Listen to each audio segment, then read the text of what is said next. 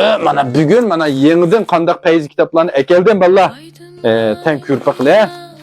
Mana sizlərə bugün yenidən əkelgan acayip payız kitaplar var bugün.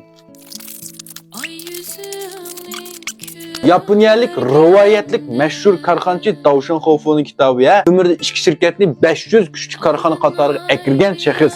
Yeni birisi var Steve Jobs'ın kitabı. Ben Jobs'ın kitabını nurgullar sorğan tonla bugün geldi. Bunun aslında hem de mavi. Ma kitabın qilliliğini gördünler mi? Qandaq yoğun kitapken mavi sizlərə desem bu üzəmli məxfi oxuyduğan kitabım da mavi sizlərə göstərməyimiz. Mavi söz zicili şini yişin uzunluğun psixik doktor bulunğulan jın için psixologiya qiziqdigan psixik dair kitap tepəsiniz olub deyə muvafiq digənlərə. Mana iki kitabını əkeldik. Hem de mavi iki neyim kitaplar bunun qarapaqla. Oyt. Kilişimna sübətlikə.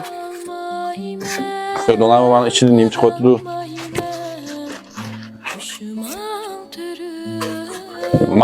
Mana şiirlik olmasının enzi becerişi degan qaltis kitap 3 tomluq kitap mavi. Jungbensi qatıqtaş şiirlik olmasının qanchalik aqlliq, tadbirlik, acayip adamlar qıslar. Maş kitabını nurgullar sorğan mana bugün Jungbensi'ni əkeltdim ha. Hem de bu kitap ma 3 qismli kitap 128 to'ka. Albatta mening funksiyonlarim bu nash bildim, bəsək buldu bunu cana birdanla. Ma Jobs'ın kitabı 45 koy gap. Bunu nash bildim bəsəm bula. Ma kitap 39 koy, 38 koy kitap. Bu kitap nash bildim bəsəm bula. Tavşan Xofu'nun 38 koy gap. Bunu nash bil qilmiz qadi kitapning funksiyonlari. Bu kitapni yoqtirgan dostlar meni görünce qolishini tutqamanlar. Rahmat.